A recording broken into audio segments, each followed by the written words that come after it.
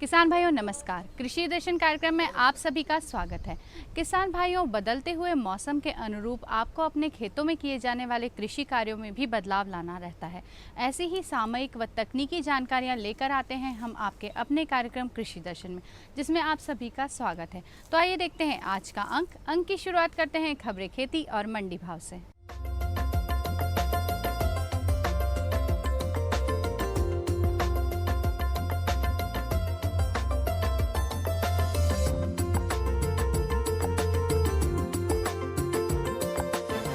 नमस्कार किसान भाइयों, खबरें खेती में आपका स्वागत है। आइए एक नज़र डालते हैं कृषि की खास खबरों पर।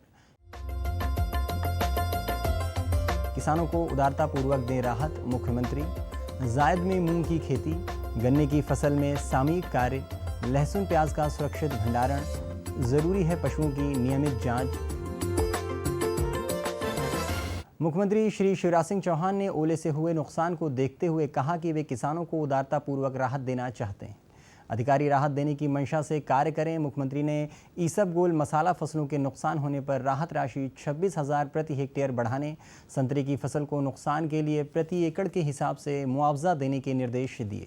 श्री चौहान ने विगत दिनों अपने निवास पर ओला पीड़ित किसानों को राहत देने के लिए बुलाई गई उच्च स्तरीय बैठक में प्रभावित किसानों के नुकसान का अच्छी तरह सर्वेक्षण करने के निर्देश दिए हैं।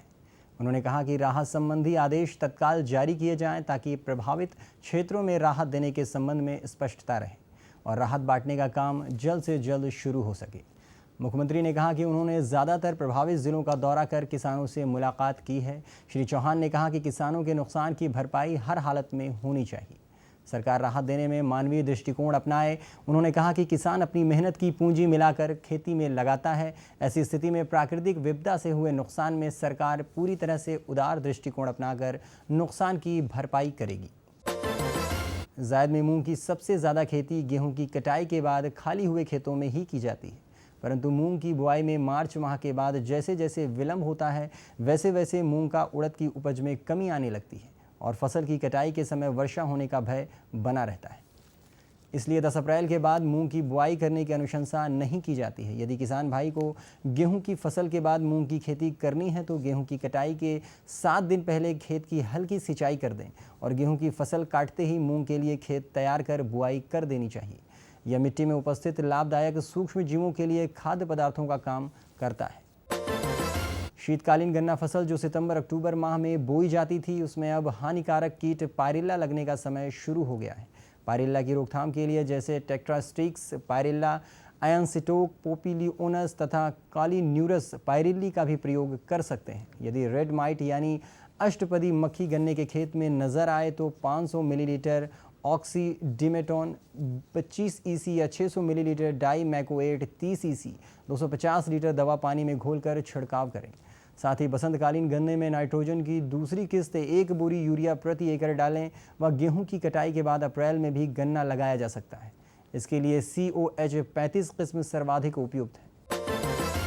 प्याज व लहसुन प्रमुख शीतकालीन मसाला फसलें हैं जो शीघ्र पककर खुदाई के लिए तैयार होने लगती हैं।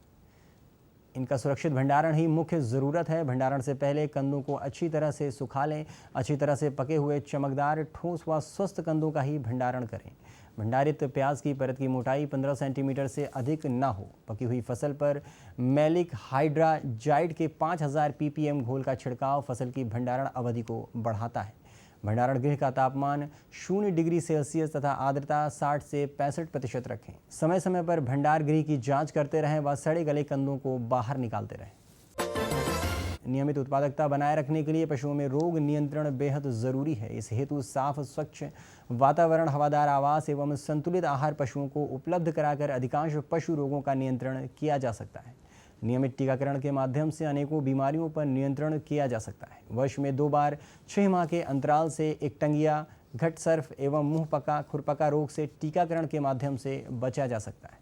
इस समय किसान अपने पशुओं को कृमिनाशक दवा पिलाएं एवं स्वास्थ्य की जांच करवाकर नियमित टीकाकरण करवाएं। किसान भाइयों, खबरें खेती में बस इतना ही। अब आप देखिए मंडी भाव और मुझे दीजिए इजाजत। नमस्कार।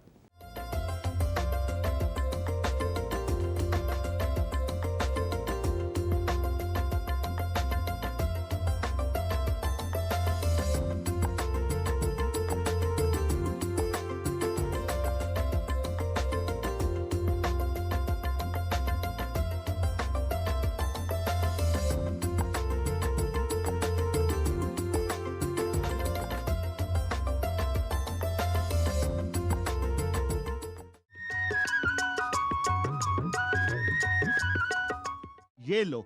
और बताओ। बस। अरे ये क्या भैया जी, बस इतनी सी रासायनिक खाद? किसानी छोड़ रहे हो क्या? किसानी नहीं, नादानी छोड़ रहे हैं। मिट्टी की जांच कराई है। अब तो लालाजी जितनी जरूरत है उतने ही उर्वरक खेत में डालेंगे। हाँ, किसान भाई आज ही अपने जिले की नजदीकी भूमि परीक्षण प्रयोगशाला में मिट्टी की जांच जरूर करवाएं और मिट्टी में पोषक तत्व, नमी व पौधे के विकास को देखते हुए केवल जरूरत के अनुसार ही पोषक तत्व डालें। और हाँ, मिट्टी में गंधक, जस्ता, बोरोन जैसे सूक्ष्म पोषक तत्वों का पता लगाना भी न भूलें।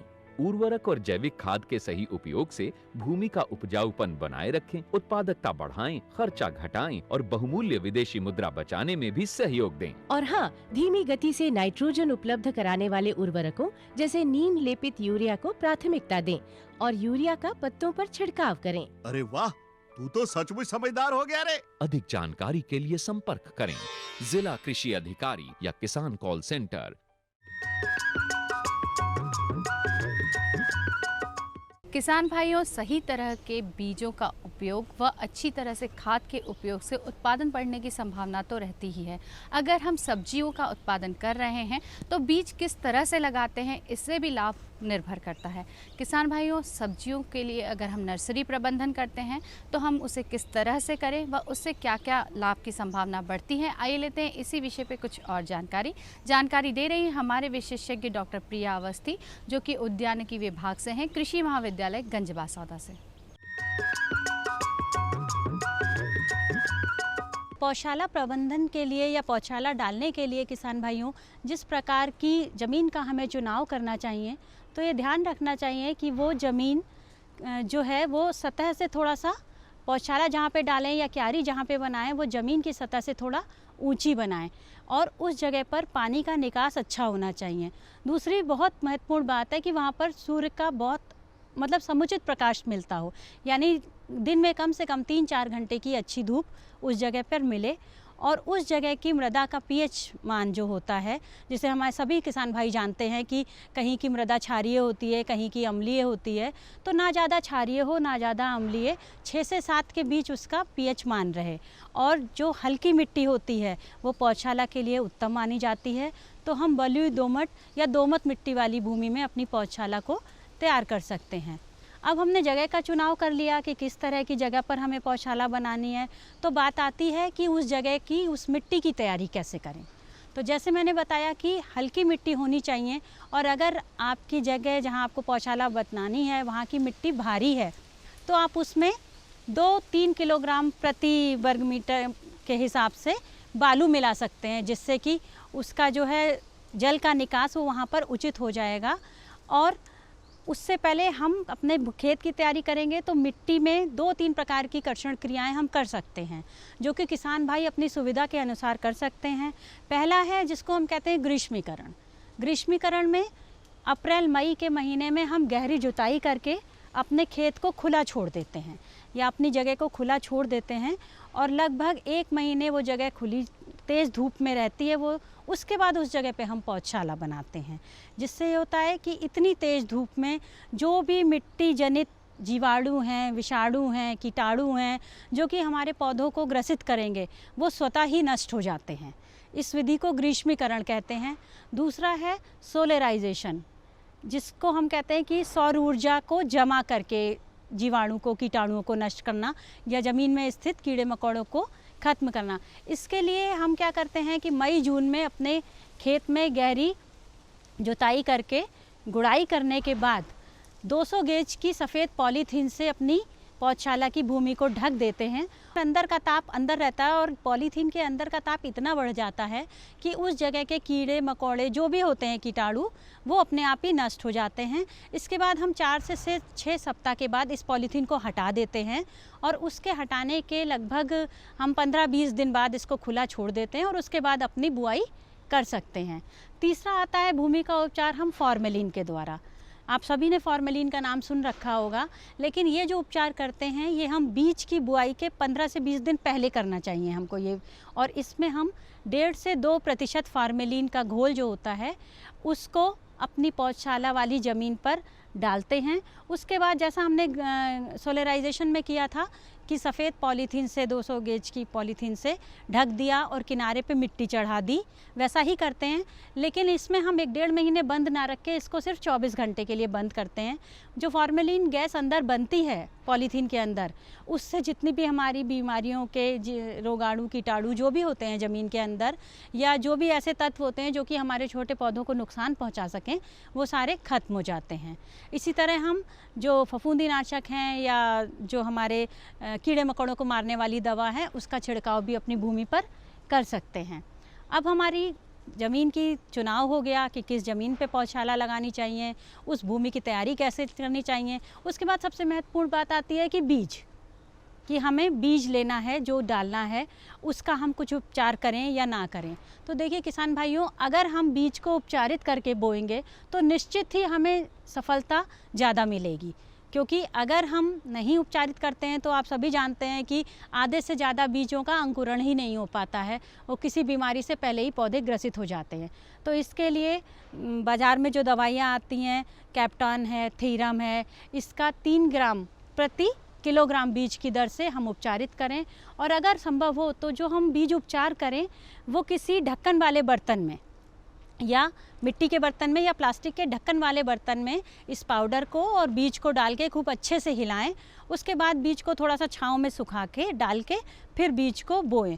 और बीज लेते समय भी ये ध्यान रखें कि जो हम बीज ला रहे हैं वो हमारा प्रमाणित संस्था से होना चाहिए, या किसी जो हमारी शासकीय नर्सरी है वहाँ से होना चाहिए। इसी प्रकार बुआई के समय भी ध्यान रखें कि हमारी जितनी मानक दूरी है उतनी दूरी पर ही बुआई करें, कतार में बुआई करें। और साथ ही साथ इस प्रकार बुआई करने के बाद बीज के ऊपर मिट्टी जो ढकें वो बहुत हल्की सी, बहुत हल्के से हाथ से बस मिट्टी की एक बारीक परत डालें। ज़्यादातर साधारणतः जो हमारी पौधशाला सब्जी की बनाते हैं उसके लिए हम 3 मीटर लंबी और 1 मीटर चौड़ी क्यारी का चयन करते हैं, और ये ज़मीन से 15 से 20 सेंटीमीटर ऊपर सतह पे बनानी चाहिए। और ये भी ध्यान रखें कि 2 क्यारियों के बीच में कम से कम 1 फीट की जगह आप छोड़ें। बीज की मात्रा जितनी जिस भी फसल के लिए अनुशंसित है, जैसे कुछ उदाहरण मैं बताती हूँ कि जैसे शंकर टमाटर की किस्में हैं तो उसके लिए 250-300 ग्राम 1 हेक्टेयर की अगर आपको पौध प्राप्त करनी है, और जो हमारी क्यारी का साइज़ है वो 50 से 60 वर्ग मीटर बड़ा होना चाहिए। पौधशाला में 2 बीमारियां आती हैं, एक होती है पदगलन और दूसरी होती है विषाणु जनित, जिससे कि पत्तियां मुड़ जाती हैं और नीचे की तरफ मुड़ जाती हैं। तो जो पदगलन है उसमें पौधा है ज़मीन की सतह से गलकर गिर जाता है। इसके लिए हम थायरम या कैप्टन का 2.5 ग्राम प्रति लीटर के घोल बना के पौधे को उपचारित करें, या फिर उर्वरक मिश्रण जिसमें 1:1:1 में मिट्टी, रेत और बालू का मिश्रण बना के इस पे दवाई डाल के मिला के पौधे की जड़ों पे लगाएं।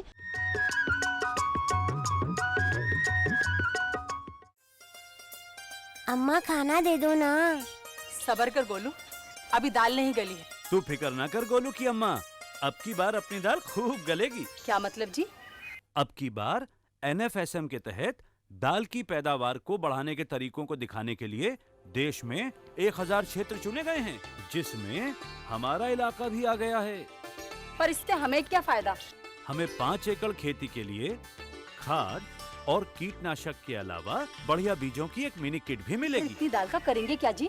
अरे भगवान, सरकार ने दलहन का समर्थन मूल्य भी खूब बढ़ा दिया है और इनकी खरीद का भी पूरा इंतजाम कर लिया है। इससे आमदनी बढ़ेगी और फिर हमारा गोलू अच्छे स्कूल में जाकर के कृषि वैज्ञानिक बनेगा। हाँ।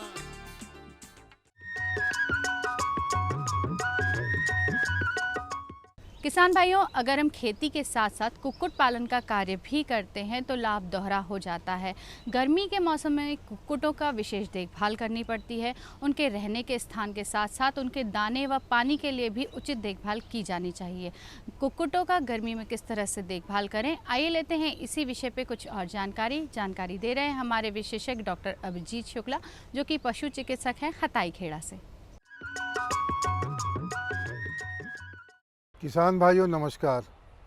किसान भाइयों, जैसा कि आप लोग जानते हैं कि अब गर्मी का मौसम प्रारंभ हो चुका है और गर्मी के मौसम में कुक्कुट पालन के लिए क्या क्या व्यवस्थाएं करना चाहिए और यह करना क्यों आवश्यक है, इसकी जानकारी आज मैं आपको देना चाहता हूं। किसान भाइयों, गर्मी का मौसम एक ऐसा मौसम होता है कि जिस समय जो भी आप पक्षी पाल रहे हैं या कुक्कुट पालन के व्यवसाय कर रहे हैं, तो इसमें कई बार ऐसा होता है कि गर्मी ज़्यादा होने के कारण पक्षियों में हीट स्ट्रेस हो जाता है और हीट स्ट्रेस के कारण उसमें अंडा देने की क्षमता कम हो जाती है और इसके बाद उसकी डायरिया हो जाता है और उसकी तत्पश्चात मृत्यु हो जाती है और उसमें ई कोलाई की बीमारी हो जाती है। यह सब बीमारियां, लीवर डिसफंक्शन होने लगता है, यह सब पानी में खराबी होने की वजह से हो जाता है। इसलिए किसान भाइयों, हम लोगों को यह आवश्यक है कि यह जान लें कि कुक्कुट की व्यवस्था गर्मी के मौसम में किस प्रकार से रखनी चाहिए। इसके लिए प्रथम तो हम लोग शेड देखते हैं, शेड की व्यवस्था या हाउस की व्यवस्था जहाँ पर कुक्कुट पालते हैं, तो उसमें यह देखना चाहिए कि शेड इस प्रकार का बना हो कि सीधे सूर्य का प्रकाश उसमें नहीं आए, पूरा पश्चिम दिशा में ना हो और सीधे सूर्य का प्रकाश यदि शेड के अंदर आता रहेगा तो उसमें बहुत ज़्यादा अत्यधिक गर्मी उत्पन्न होगी। और दूसरा यह ध्यान रखना चाहिए कि उसकी जो शेड है उसकी चौड़ाई 30 फीट से ज़्यादा नहीं होनी चाहिए, क्योंकि यदि बहुत ज़्यादा उसे आपने कम कर दिया है तो वो घनत्व के कारण जो है ओवर क्राउडिंग होगी। ओवर क्राउडिंग क्या होती है कि पक्षी एक दूसरे के ऊपर बैठने लगते हैं और पानी पीने के लिए इकट्ठा बर्तन में आएंगे और एक दूसरे को दबाएंगे, उससे भी उनकी मृत्यु हो जाती है। अतः यह आवश्यक है कि शेड का निर्माण या शेड जहाँ भी रखें तो उसमें यह ध्यानपूर्वक देख लें कि सूर्य का प्रकाश में सीधे नहीं रहे। दूसरा ये ध्यान रखना चाहिए कि जहाँ भी आपका शेड है उसके आसपास छायादार वृक्ष को लगाना ज़्यादा उचित रहता है। यह छायादार वृक्ष आप यदि सर्दी का मौसम है तो उनको काट के अलग कर सकते हैं, पर गर्मी के मौसम में ऐसे पेड़ लगाने चाहिए जिससे कि शेड के अगल बगल ठंडक और छाया बनी रहे। दूसरा किसान भाइयों, दूसरी बात यह ध्यान देने योग्य रहती है कि जो भी शेड अपन बना रहे हैं जिसमें कि पक्षी रखे हैं उसमें छत की क्या व्यवस्था होनी चाहिए, क्योंकि छत की व्यवस्था का कि बहुत अधिक योगदान है। गर्मी में जैसे सूर्य का प्रकाश सीधे छत में आता है और उसके कारण जो गर्मी रिफ्लेक्ट होकर अंदर आती है उसका बहुत अधिक असर पक्षियों में पड़ता है। तो पहला तो ये ध्यान देना चाहिए कि जो उसकी छत है वो एस्बेस्टास की हो, बनी हुई हो, जो सीमेंट की चादर होती है उसकी बनी हो, बजाय इसके कि आप टीन की चादर या पक्का ईंटों का या कंक्रीट का छत बनाएं। उसकी बजाय ये ध्यान रखना चाहिए कि एस्बेस्टास टीन की चादर का ही उपयोग करें। इस चादर में जो ऊपर के साइड है वहाँ पर आप चूने की पुताई कर सकते हैं या एल्युमिनियम का पेंट वगैरह ये लगाया जा सकता है। इसको लगाने से क्या होता है कि जो सीधे सूर्य की रोशनी है वह नहीं आती, वो रिफ्लेक्ट हो जाती है। अतः जब भी गर्मी का मौसम प्रारंभ हो तो एस्बेस्टास शीट की चादर में चूने की पुताई अवश्य कर दें। यदि एल्युमिनियम का पेंट उपलब्ध नहीं हो रहा तो उससे काम चल सकता है। दूसरा यह बात ध्यान देने योग्य है कि इनके ऊपर आप बोरे, जो आपको दाने वगैरह के बोरे मिलते हैं आहार व्यवस्था के लिए, जो बोरों का उपयोग किया जाता है, उन बोरों को भी गीला करके चादरों के ऊपर बिछा देते हैं। या इसके अलावा आपको यदि घास मिल जाए, सूखी हुई घास या गन्ने की पत्ती, इनको जो है इनको भी काट के छत के ऊपर डाल देना चाहिए। इनको छत में रख देने से यह है कि जो सूर्य का सीधा रोशनी छत पे आएगा तो उससे नीचे अंदर शेड के अंदर ठंडक बनी रहेगी।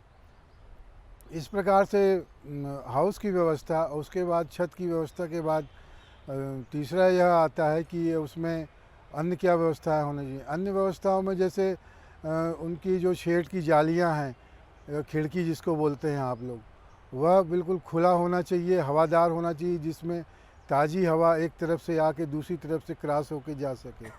और इन खिड़कियों से 3 फीट की दूरी पर आपको बोरे गीले करके लटका देना चाहिए, या जहाँ पर खस की टटिया की इंतज़ाम हो वहाँ खस लटका सकते हैं। अन्यथा बोरों को आप डाल दीजिए और बोरों में आप समय समय पर पानी डाल के उन बोरों को गीला करते रहें। तो इससे क्या होगा कि जो भी हवा क्रॉस होकर खिड़की से अंदर जाएगी वो ठंडी हवा उनको, पक्षियों को मिलती रहेगी। पर इनका कम से कम दूरी जो है शेड से खिड़की की दूरी जो है 3 फीट दूर रखना चाहिए बोरों को, जिससे वो अच्छी प्रकार से हवा का आदान प्रदान हो सके। और तीसरा किसान भाइयों सबसे महत्वपूर्ण बिंदु है वाटर मैनेजमेंट, पानी की व्यवस्था। पानी की व्यवस्था गर्मी के मौसम में अत्यधिक आवश्यक है। इसमें प्रयास अधिकतर यही करना चाहिए कि पक्षियों को ताज़ा और ठंडा पानी दिया जाए।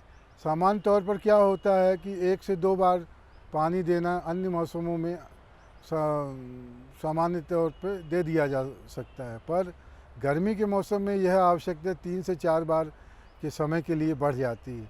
अतः इसमें यह ध्यान देना चाहिए आपको कि 2 बार सवेरे या 2 बार शाम के टाइम में पानी की उसमें पक्षियों में देते रहना चाहिए।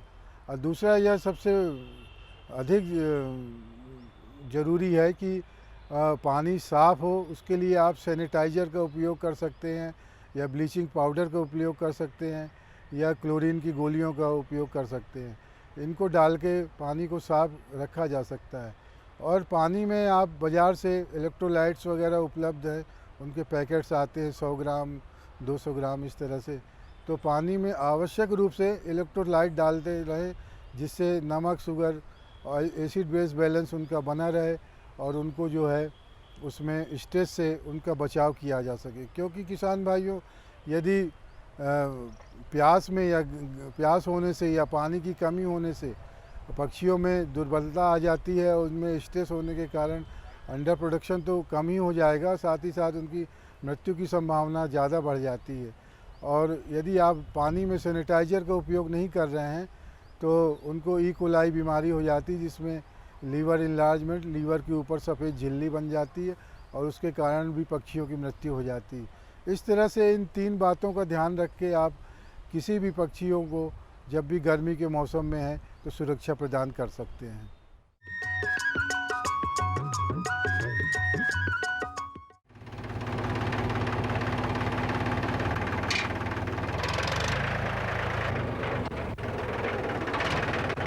अरे हरकू वाह, बीज, कीटनाशक और आज खाद भी। अरे इतना खर्चा कहाँ से? अरे खर्च की चिंता किसे है, मेरे पास है ये किसान क्रेडिट कार्ड। कार्ड? अरे बैंकों द्वारा जारी इस कार्ड से किसान उसकी सीमा तक की रकम कभी भी बैंक से निकलवा सकता है और खेती बाड़ी की सामग्री कभी भी खरीद सकता है। कर्ज के झंझट से भी छुटकारा और तो और बिजली के बिलों का भुगतान, डीजल इससे खरीदना और आसान हो गया है। तो हरकू भैया एक कार्ड मेरे लिए भी। किसान क्रेडिट कार्ड के लिए नजदीकी बैंक से संपर्क करें और पाएं ढेर सारे लाभ। क्या करूं? हाँ मैं ऐसे ही करूंगा। हाँ अच्छा मैं जा रहा हूँ। अच्छा जी हाँ जी। किससे बात कर रहे थे इतना हंस कर? किसान कॉल सेंटर, विशेषज्ञ से खेती के बारे में सलाह ले रहा था। सुबह भी रात को भी? किसान कॉल सेंटर सुबह 6 बजे से रात को 10 बजे तक खुलता है। रविवार को भी? हाँ भाई, साल के 365 दिन खुलता है। और इतना फोन का बिल कौन भरेगा? अरे किसान कॉल सेंटर की सेवा मुफ्त है। पर तुम ये सब क्यों पूछ रही हो? मैं तो कुछ और ही समझी थी। किसान भाई, कृषि संबंधी समस्याओं का अपनी भाषा में तुरंत समाधान पाने के लिए पूरे भारत में किसी भी फोन से राष्ट्रीय हेल्पलाइन नंबर 1800-1801-551 पर संपर्क करें। किसानों का दोस्त किसान कॉल सेंटर।